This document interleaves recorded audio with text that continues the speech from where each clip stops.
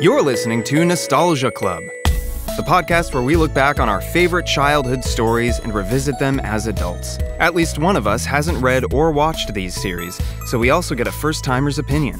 Spoiler alert, we will be discussing storylines and future events beyond the first books and episodes, so proceed with caution. Howdy, welcome back to Nostalgia Club. My name is Jino, and I'm joined by... Michael. And Victoria. And today, I'm feeling nostalgic for a little book called Frindle by Andrew Clements. Yeah, Frindle is a classic. Andrew Clements, a classic author. We had a debate ahead of time, not a real debate, but like a tiny little conversation about whether, do we call this a novel?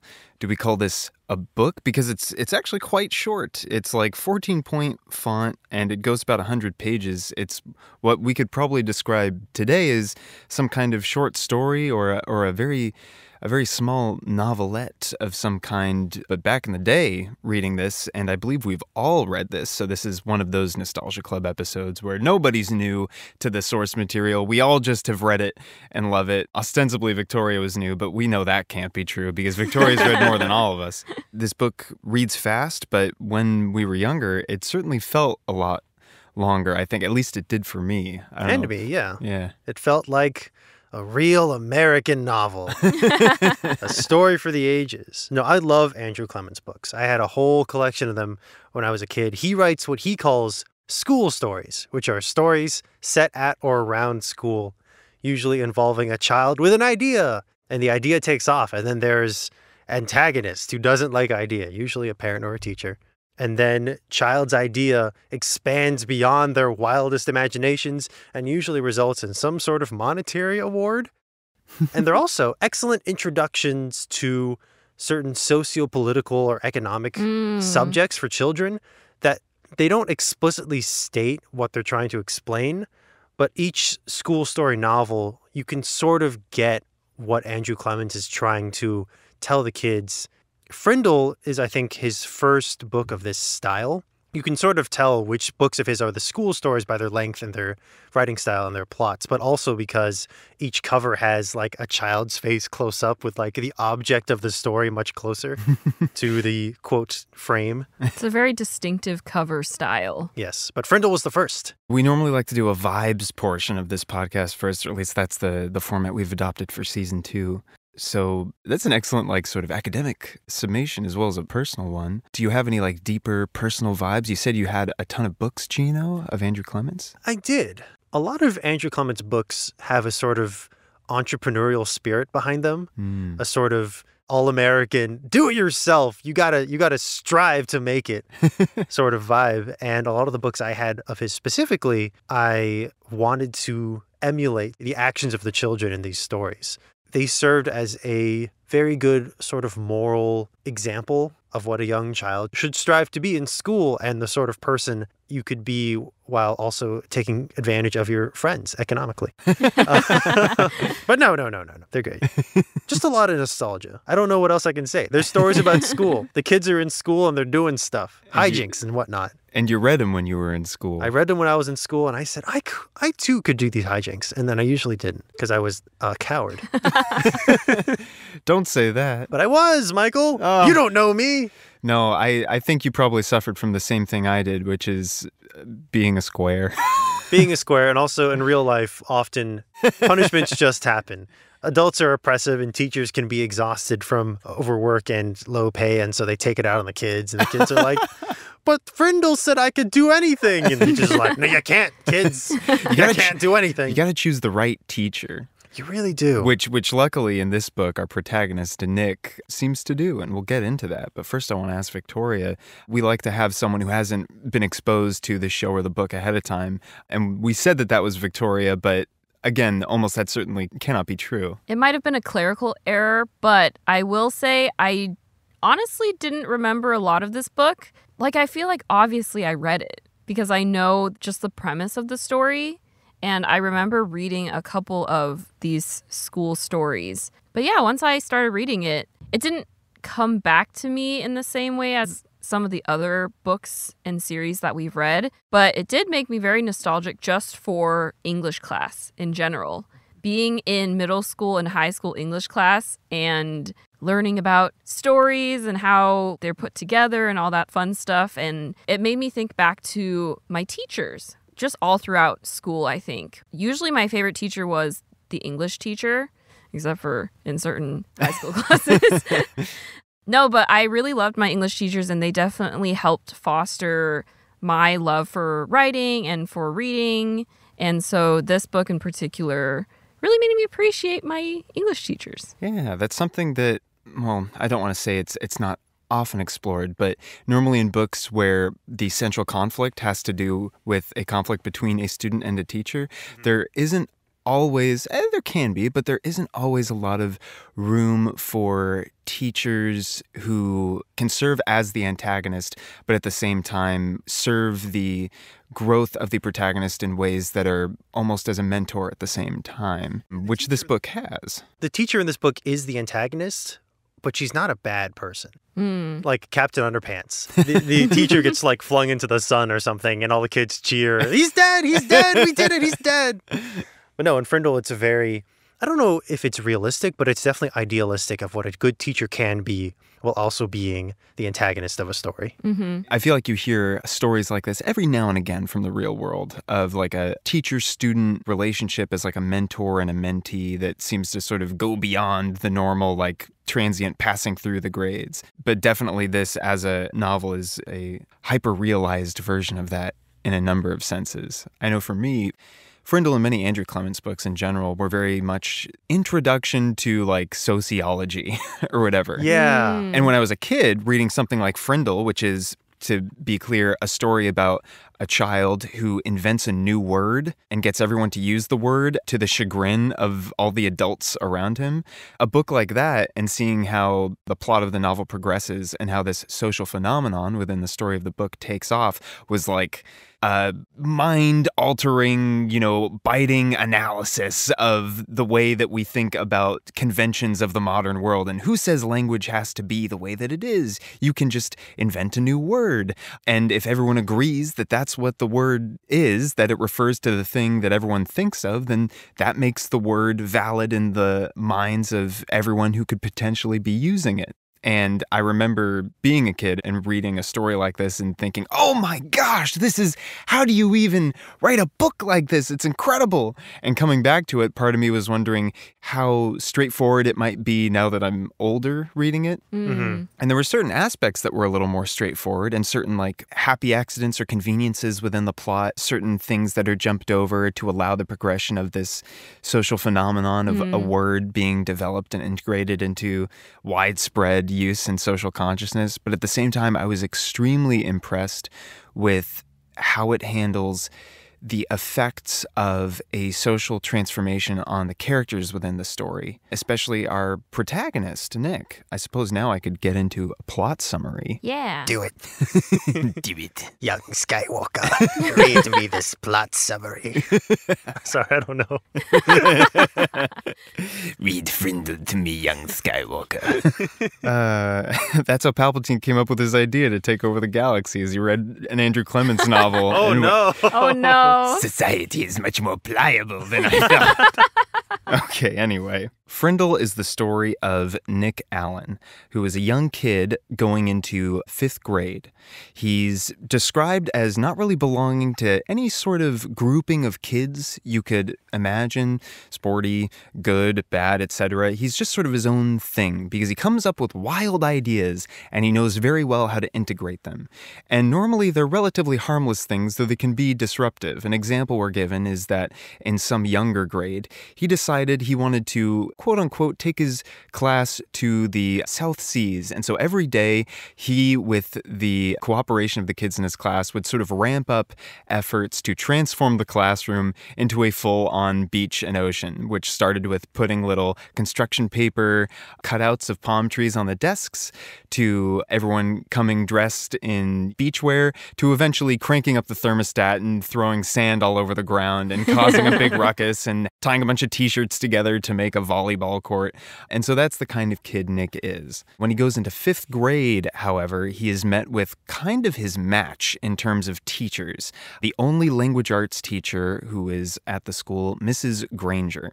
And of course, Nick being the consummate sort of class clown, moderate troublemaker that he is, he immediately goes to work trying to get away with what he always has in the past, which is wasting time, such that no work has to be done and no homework is assigned. But what a hero. What a hero.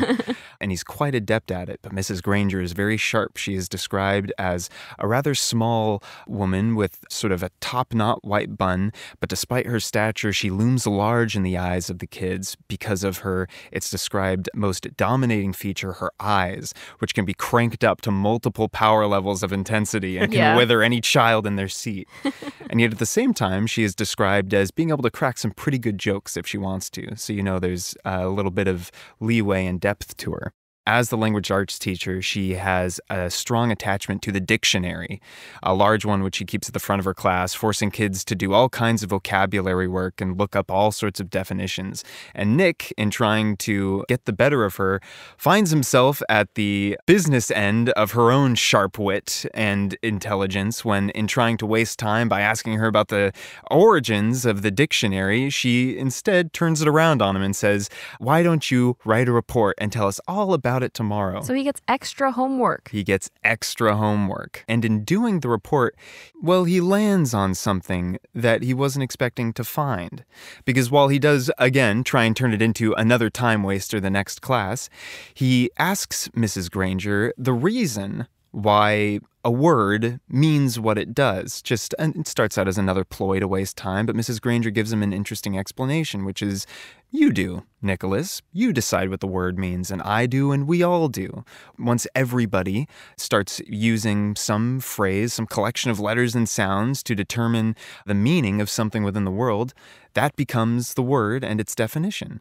And so Nick takes this to heart, and walking home with a friend, he picks up her pen that she drops and goes to hand it to her and says, "Here's your Frindle."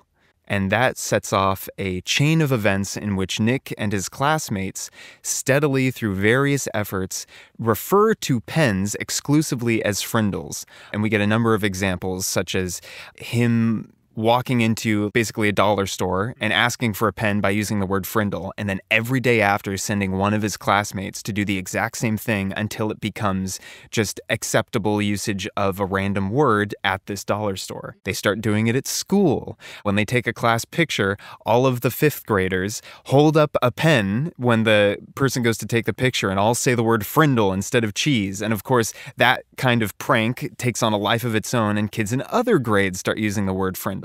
And this is all to the chagrin of Mrs. Granger. She tries to get him to say, "All right, buddy, listen, you've had your fun. This is all very creative of you, but it's time to get serious. Why don't we just call this whole thing off?"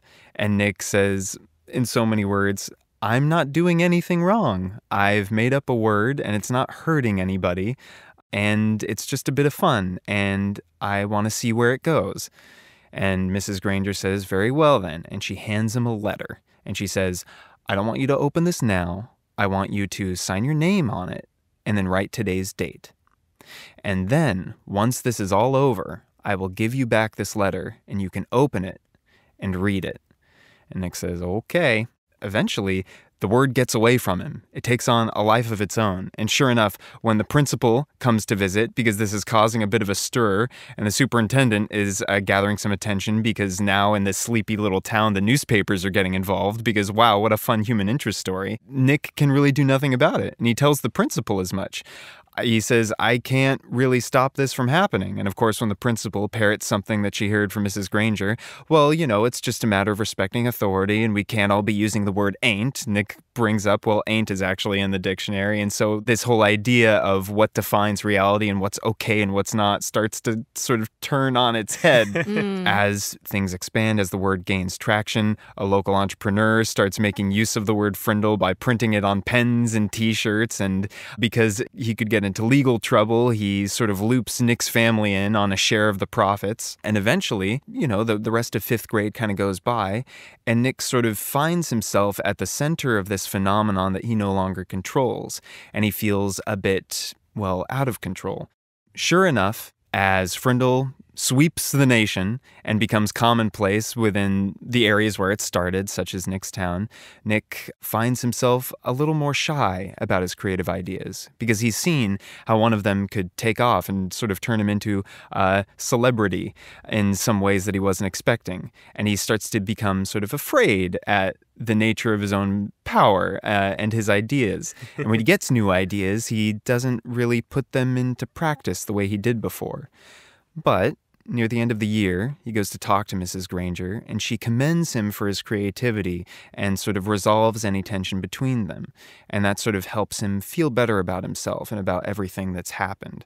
And he asks if now it's time for him to read that letter that she had him sign earlier in the year, but she says, no, the battle's not over yet. You'll know when it's over. So Nick grows up. 10 years pass. We do a time skip near the end of the novel, and Nick is a junior in college when he receives a package from his old 5th grade teacher, Mrs. Granger. And inside the package is the letter along with a dictionary and a little note saying, turn to page such and such. So he opens the dictionary and turns to the appropriate page, and there he finds the word Frindle listed in reference to the word pen. The word that he invented is now in the official dictionary. I don't know if it says Webster's or not, but we can probably assume. Then Nick opens the letter. And honestly, I'm kind of compelled, since we're doing a full plot summary, to read the letter. Look, I'm 29, and I felt impacted by this letter. Yeah. My life, as we've gone over, was not Nick's, nor was Jino's. We weren't troublemakers, but I like to think it meant something to all of us. Victoria was a troublemaker. Yeah, you know me. I was causing hijinks.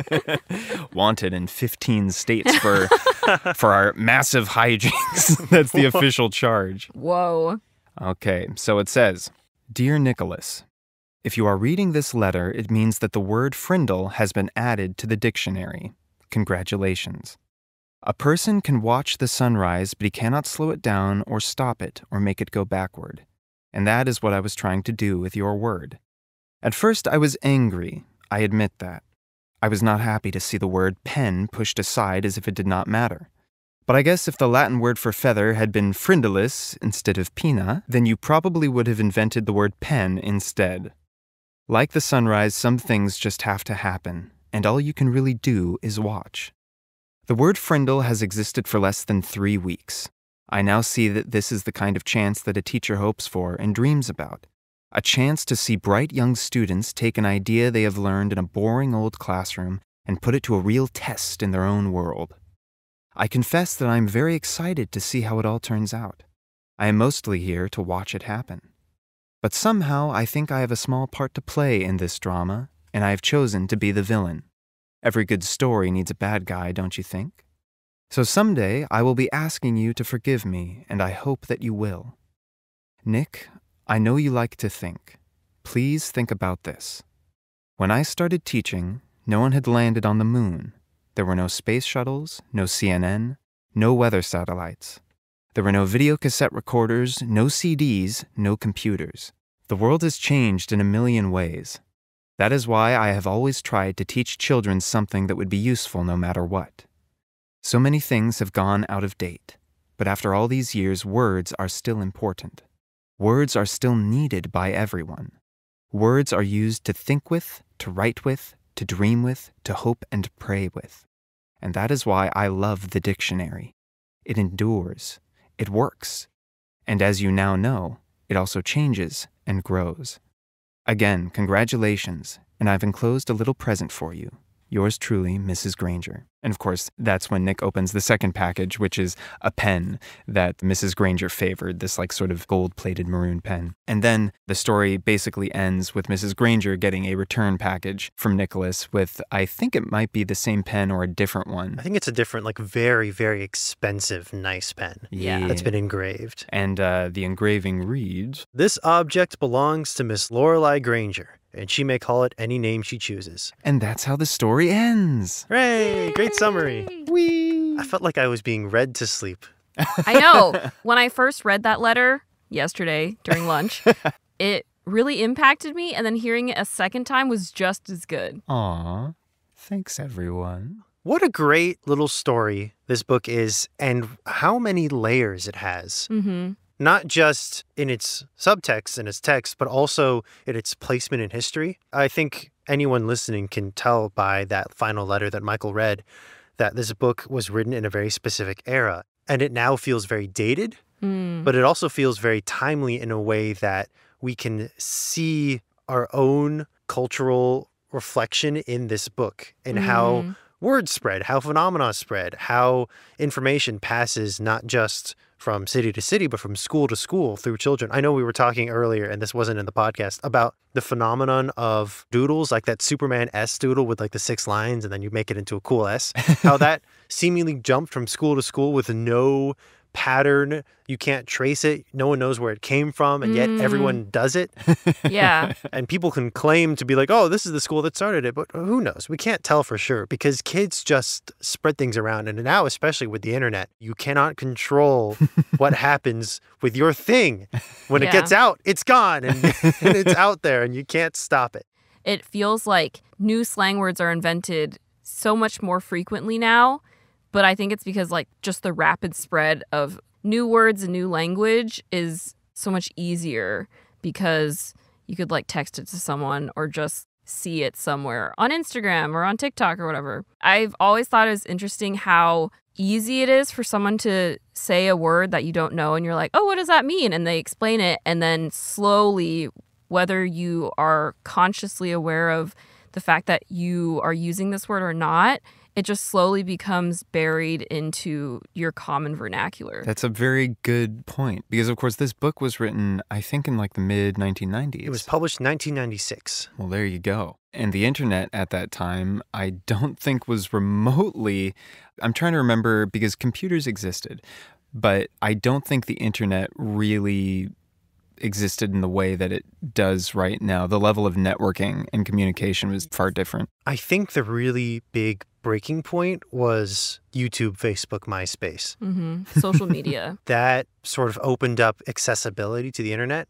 Like even today, some countries, Facebook is their internet.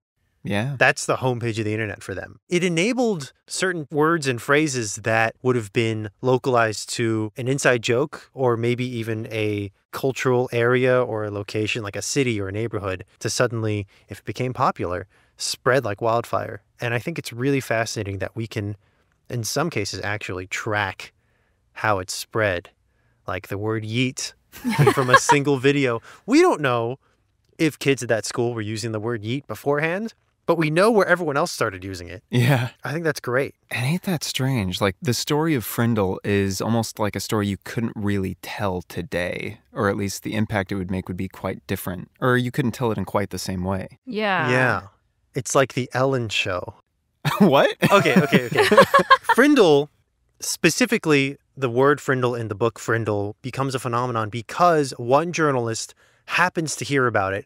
She happens to go to the school and manages to get it published in a newspaper. And then another journalist happens to look at that and say, oh, that's interesting. That's true, right? yeah. It's a bunch of individual action from people who just happen to be working in broadcasting and journalism. It eventually gets moved to talk shows. That's how it goes nationwide, not through the internet, but through talk shows. Nicholas would travel around the States and sit on these fancy couches and tell people about the word Frindle. Today, I suppose an equivalent story might be, I don't know, the back at it again with the white vans guy who, it was a Vine that spread, and that phrase back at it again with the white vans became very popular. So much so that the white vans kids got on the Ellen show and got a bunch of white vans, I guess. They got a lifetime supply of white vans, which is still to this day one of the most like frivolous gifts that have been given on the Ellen show. But in that story, that's where it stops, right? As soon as it gets on the Ellen show, or it got on the Ellen show, rest in peace, maybe, question mark. I think he did. I think he ended up donating a lot of the vans, which is great. But then at a certain point, people just kind of forgot about it and they moved on to the next trend. Yeah, it's the pace of how these new words and phrases and slang and vernacular are being spewed out of the internet and the pace that we are rolling over them, not because we lose interest in them necessarily, but because they become perhaps so mainstream that the desire to use them to be cool, to be funny, to be edgy or ironic loses its power. And in a lot of cases, these words didn't necessarily replace or have an essential use. Like Frindle is pen. People use pens all the time. But people don't yeet all the time, right? Yeeting is not something you do on a daily basis. Maybe it is if you're like a baseball player or something. For anyone listening who, for whatever reason, doesn't happen to know the term yeet, it's not a very contemporary one. It came about... That was another Vine. There was another Vine. So it's been like 10 years, which is crazy, right? Yeah, I was about to say like 2013. Yeet is when you like hurl something with like reckless abandon. That's the definition of yeet. At least I'm sure you could look up like... To throw with no intention of retrieving. Yeah. Yeah. You ever think about the word cool? Isn't that something? It's such an American word that only recently, in the terms of the endless scope of history, only recently became a part of the American lexicon. And now we don't really use the word cool anymore. I mean, we say it offhandedly. Oh, that's pretty cool. I say cool too much. I think cool is pretty well cemented. But it's not, we don't look at a fantastic new movie poster and go, cool! Guys, that's cool. Okay, that's it's true. so Yeah. cool. Wait, a fantastic new movie poster? I don't know. Something interesting. But other what do you- countries... Like I feel like cool is more just like casual. Like, oh, that's cool. Like, what'd you do over the weekend? It's oh, yeah. not radical. Oh, you know? right. Yeah. It's not lit. You're not It's not lit with the kids.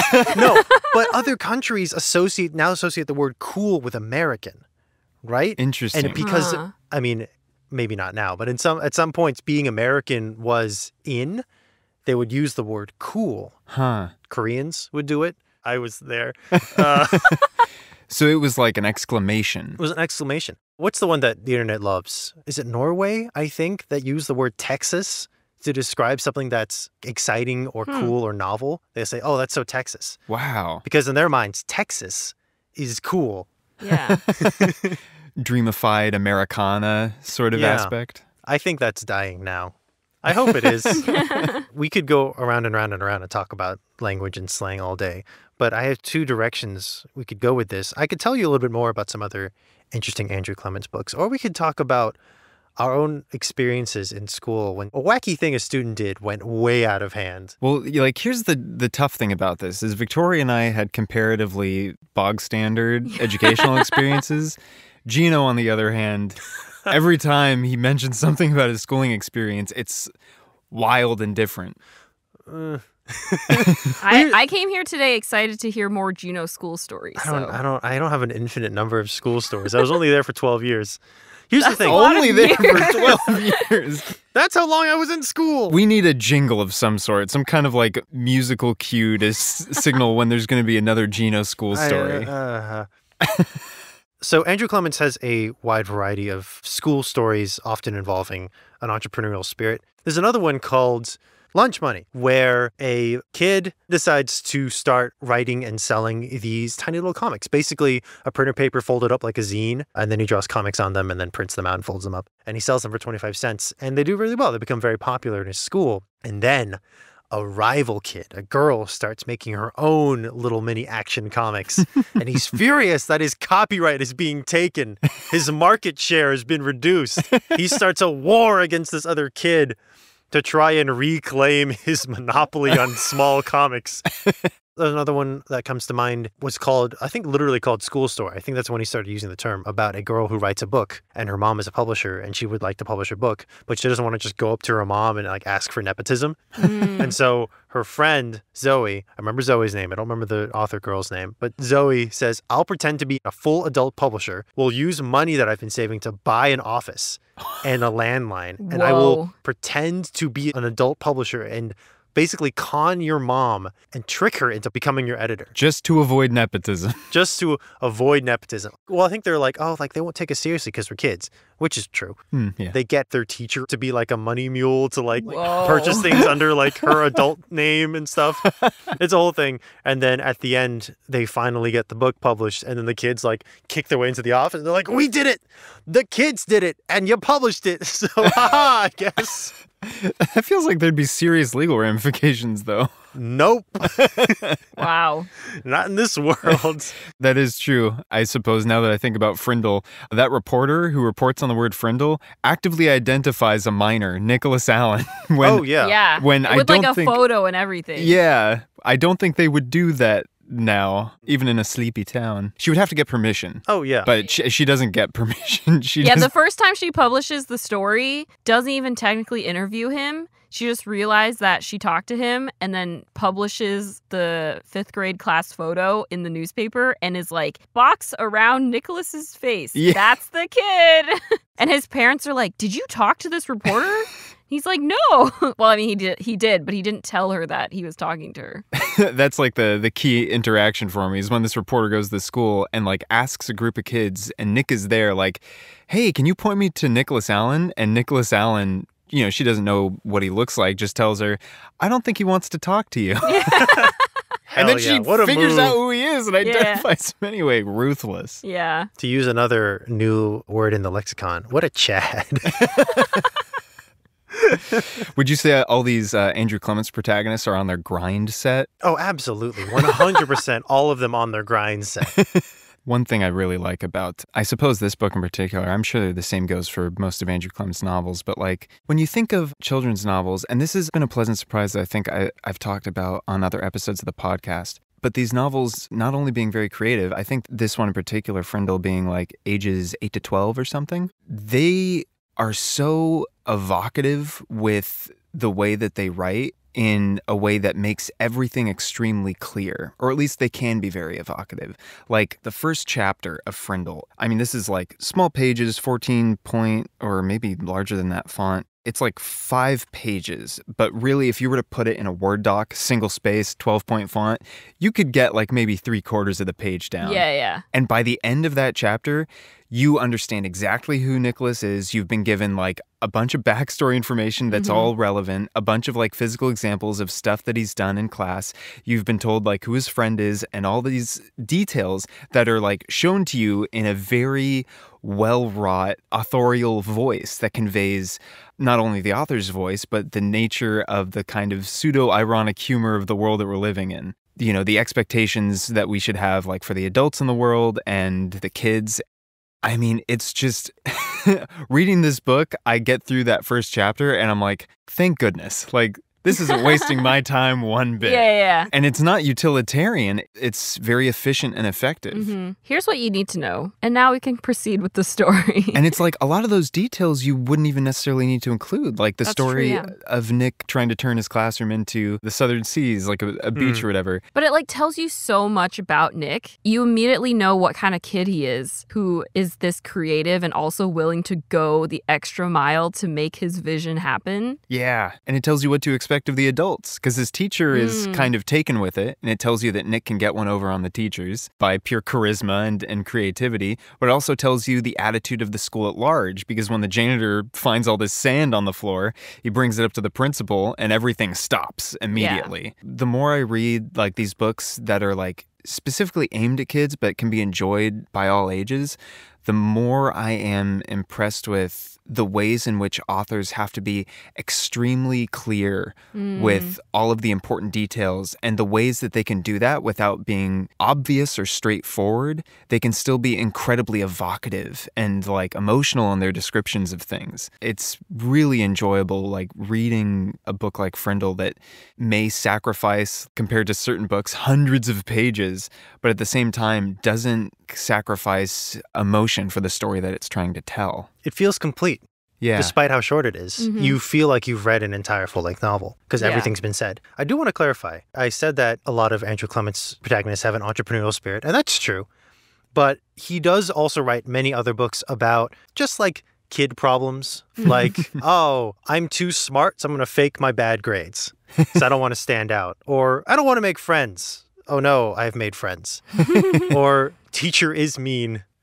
Or I'm racist? What?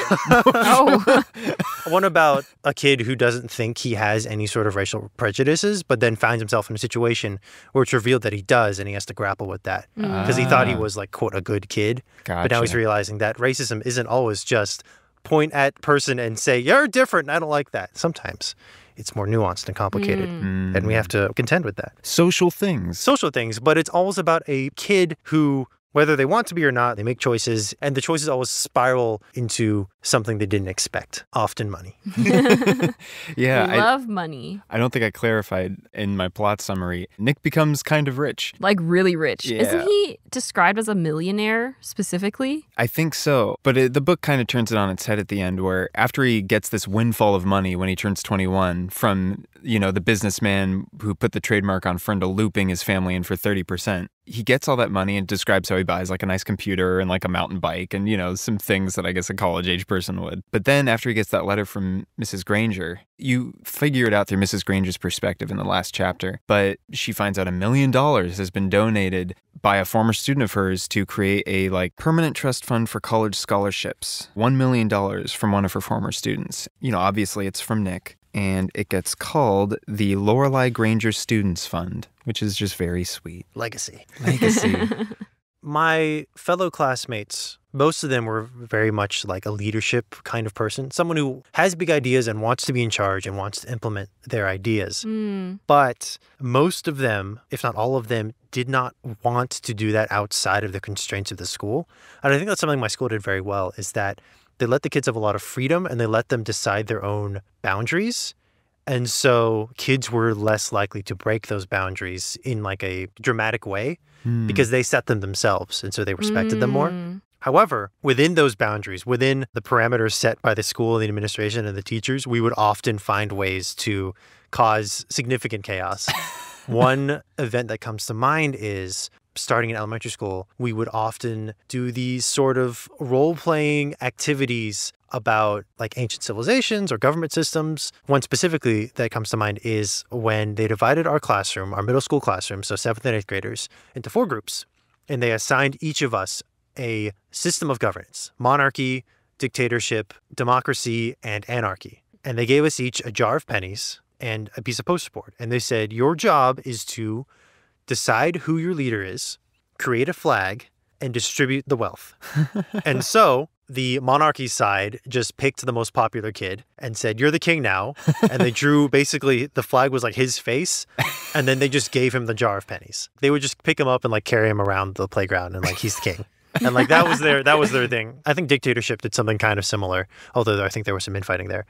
And then democracy, because they were oh, we'll be good little voters. They voted on the flag. They voted on their leader. And then much well, I guess not like any democracy today, they equally distributed the money, which I guess is an economic system and not a government system. And that's different. That's true. I was in anarchy. So our first order of business was to take the jar of pennies and fling it across the playground in a dangerous sweep. Monarchy immediately descended on the pennies like the little greedy, grubby... like the feudalists. Yeah, like the feudalists they are. We then picked up our poster board, held it against the wall, and chucked markers at it until it was torn and battered and ruined. And that was our flag. And then we looked around. Wait a minute. All the teachers are outside the classroom. So we sprinted inside the classroom. We locked the doors. And we found the radio. We started blasting music and we started raiding the snack cabinet. Wow. Because we were anarchy. And in our minds, that means chaos. And we even debated ordering a pizza, but none of us knew how. And it stayed like that until the end of the exercise, and the teachers all lined up outside the classroom and said, you gotta unlock the doors. And we were like, anarchy! And they're like, well, call your parents. And we were like, we are no longer anarchy. Because despite the anarchy of our self-described government, none of us can escape the wrath of our parents once we go home. Wow. It sounds like you all what had a legend. Raucous time. Yes. My brother, who was a couple years younger than me, eventually had a very similar experience, but they decided to make it more complicated by making it a week-long experience, and they assigned everyone a country. It was kind of like a mock-UN event, but over the week and kind of interspersed between work hours. And it ended disastrously. They actually had to shut it off because they had a security council with certain people representing certain nations who were in charge. The Big Five. And there was a sort of power struggle within that Security Council that kind of left the boundaries of the activity and sort of spilled into the general social miasma Wow. of childhood. That ended with, I think, a couple of physical brawls and some crying and maybe some words that shouldn't have been said in the classroom. Whoa. So they had to shut that down quick. Don't give kids fake power for too long. Yeah. It goes to their heads and they get real mean. They get real mean. Wow. Especially if the power you give those kids is the ability to tell other kids what to do. Oh, man. Yeah. Bad mix. Yeah. Bad mix. Especially if they're middle schoolers. At a certain point, if you get the right group of high schoolers together, they can kind of figure it out and they'll be more civil. Yeah. But middle schoolers, it's... That transitional stage. Yeah. What happens? What? There's a reason they clump, at least in America, those 3 grades together. I think there's like a switch that happens where the kids go from like rabid animals to like, I'm tired. Do they call it puberty? I was certainly tired after 8th grade. And then going into freshman year, I was like... Maybe it's when Wow. they start teaching us current events and we all slowly realize, oh, Things are... this is bad. It was bad before and it's worse now. This is Yeah. a lot more than I thought. We don't have a lot of time before it's our job to make it better. I don't know. I just want to point out real quick that we started this episode saying, can't wait for another Jino school story. And Jino responded with, I only got so many stories, guys. You know, I was only in it for 12. And we just got another patented new Jino I school must have story. told you guys this story before. I've never heard it. I think I've heard parts of it.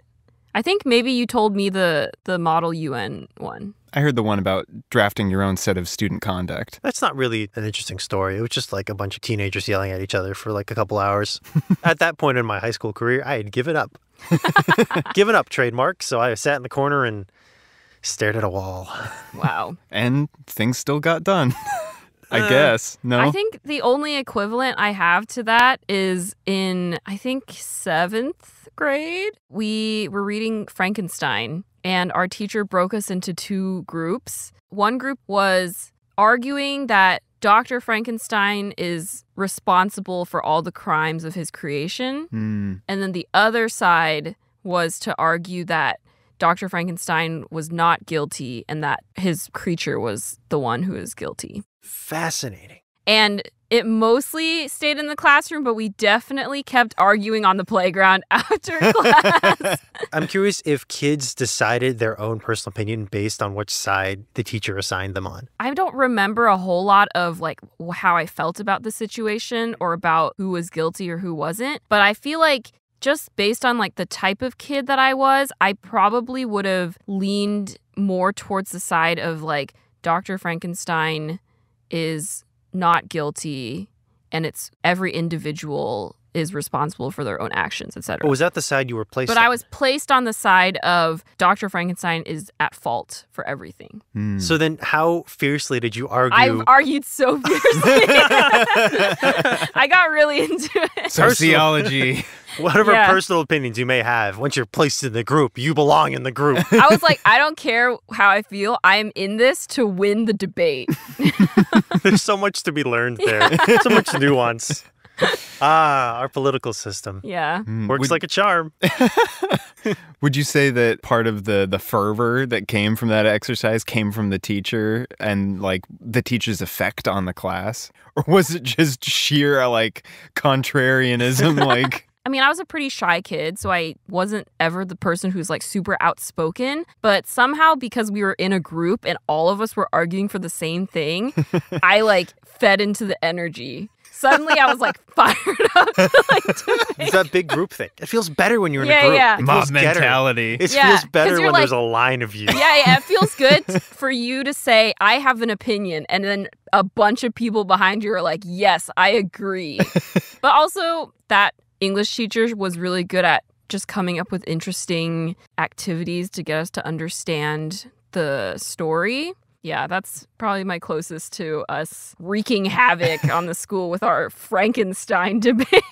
But that's an interesting point. The fact that when you're part of a group that's against another group, you can get really fired up because that's sort of what happens in Frindle after all. Part of the reason it does take over the school in such a massive way and like cement itself as an aspect of student culture. Yeah, it's a point of pride for the kids. Yeah, because Mrs. Granger and, other teachers, but especially Mrs. Granger, are at first really trying to clamp down on it hard. And any kid caught saying the word Frindle has to stay after school and write 100 sentences of, I am writing this sentence with a pen. It becomes a badge of pride for all these kids to stay after school because suddenly there's a ton of them there and all their friends are there and they all start even fighting back in the punishment. They're like, we figured out Mrs. Granger isn't reading our papers anymore because it's got to be monotonous. And 2, we've been writing, I am writing this sentence with a Frindle, like every other sentence. And they've like racked up ranks. One girl's like, I've done it for 45 of my 100 sentences. It's a new record. Andrew really nailed kid behavior on the head. What a kid thing to do.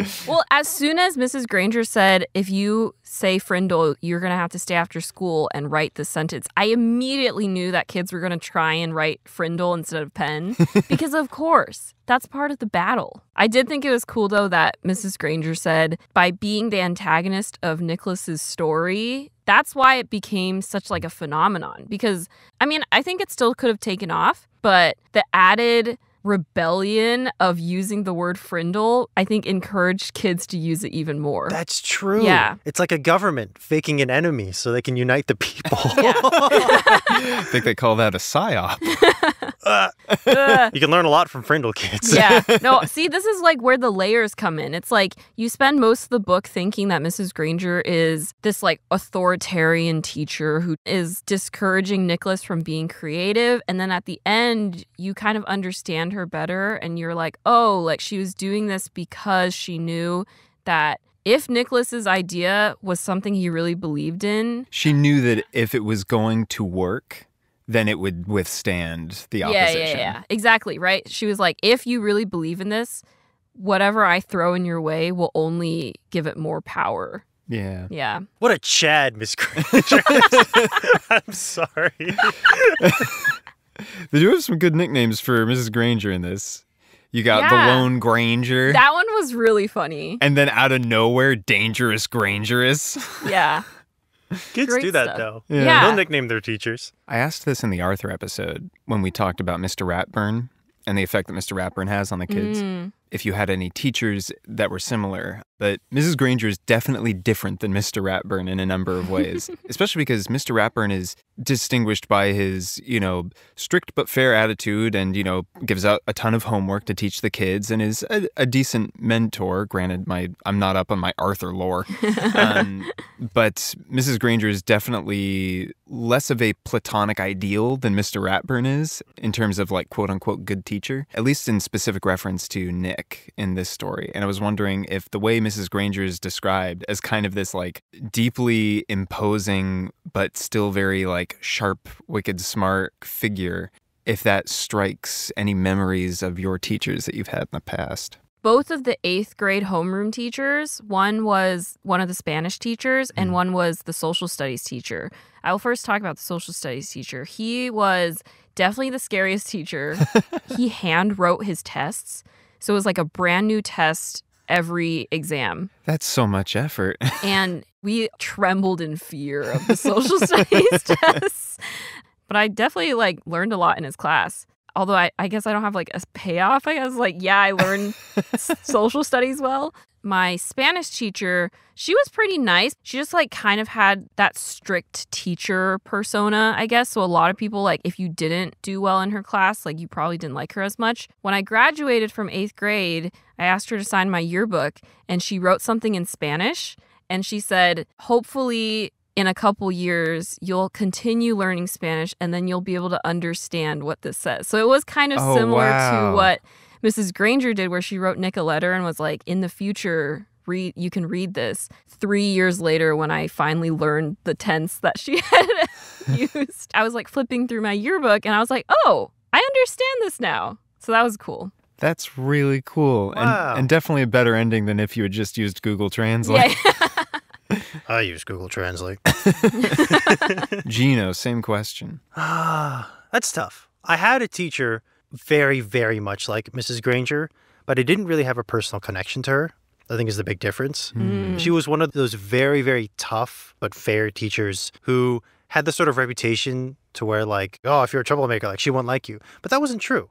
A lot of our big like troublemaker kids actually became very close with her. And I don't know how. Part of me thinks like, oh, it's to like avoid trouble because like, oh, I'm cool with the strict teacher, so it's cool. Yeah. But she cared a lot. She was a dictionary teacher. She also read us like a book of economics every Wednesday about how the stock market worked and would encourage us to invest young and early. Wow. Which had a big impact on me. Not that I have the money to do that, but I think about it a lot. Better get cracking. And better get... that side of Mrs. Granger, the sort of air of authority, but also you know that she really cares. As for the connection with a teacher, someone who would reach out at the end of the year and be like, hey, like, I know this, this, and this, but like, I really believe in you. The one that comes to mind doesn't really count because I feel like it's cheating. My final year of college, I only had a couple of credits needed left. I'd never taken an English class in college because you like my AP English tested out of it? Yeah, I AP tested out of it. So I decided, hey, I'll take Creative Writing 101 just for fun my senior year. I joined it with a friend. We were both seniors and we both wrote all the time. We were both in like artistic majors, and writing was like a hobby of ours. And I didn't think about it when I signed up for the class, but 90% of the class was there to fulfill a requirement. They did not care that if they were good at creative writing. Most of them were not very good at creative writing. I'll just say it right there. They were pretty bad. The bar was set very low. And so I stood out because I was several years older than the rest of my class. And also I was in an art major. And so I kind of like blew the teacher away. I think she was like a grad student who was like trying to just make ends meet and like, oh, I'll teach this class and we're going to skip poetry because I hate poetry. Like that kind of like, and she was like wowed by my very average writing, but the bar was very low. And so at the end of the year, I think like during our final meeting, she was like, you have to keep writing because you're one of the best students I've ever taught. And I was like, I thank you for that, but you got to get some better students. Every time you tell this story, Jino, you always downplay your writing. But, stop it. Like This is very common for Jino. Jino will downplay his sound design too. Jino, you get paid to do sound design professionally. You're good at it. Yeah, but like at what cost, you know? The last thing I'll say is I had a teacher much similar to Mrs. Granger as she is described. Specifically, there's a description of Mrs. Granger that I'll find specifically about the power in her eyes that I will read because it described my former 8th grade teacher to a T. She was small, as teachers go. There were even some 5th graders who were taller, but Mrs. Granger seemed like a giant. It was her eyes that did it. They were dark gray, and if she turned them on full power, they could make you feel like a speck of dust.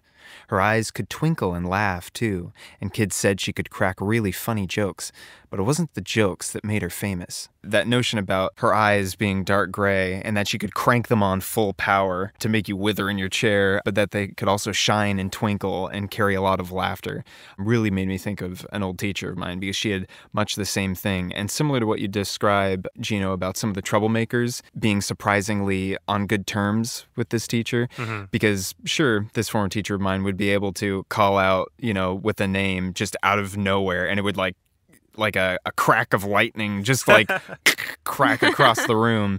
Everyone in the class would laugh because it was surprising how much she could get people on her side with just like a very like sharp, deadly stare, and how strangely enough, just with like some kind of twisting of the features on her face or a twinkle in the eye, turn it into an ironic piece of silent laughter. So that really made me think of a former teacher.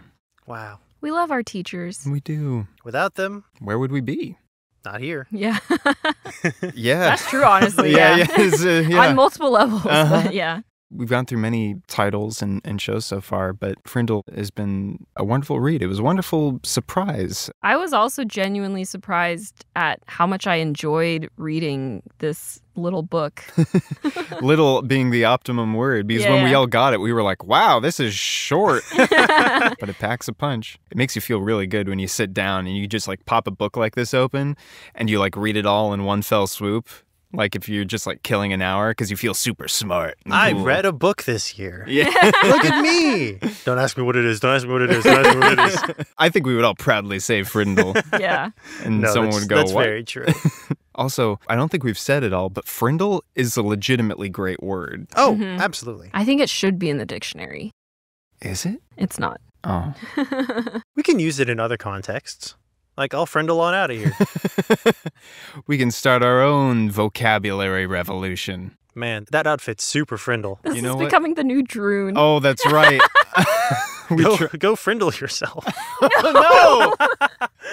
No, that doesn't sound right at all. Oh no. Sorry. Jino, that use of the word Frindle is very Droon. Oh, I'm sorry.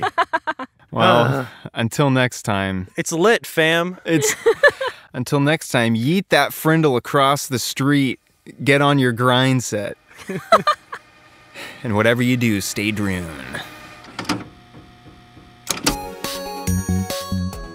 Thank you for listening to Nostalgia Club. If you enjoyed the episode, follow us on Twitter @_Nostalgia Club and on Instagram @Nostalgia Club Podcast. Leave a comment, give us a rating, and subscribe. You can also send us an email with your suggestions for what we should review next at nostalgiaclubpodcast@gmail.com. Let's see Paul Allen's Frindle. Sorry. What is happening? Look at the sheen on that Frindle. The black ink, the cheap plastic cap. It's a Frindle of quality. Wait, cut. I'm gonna cut the recording. I'm gonna go cut it.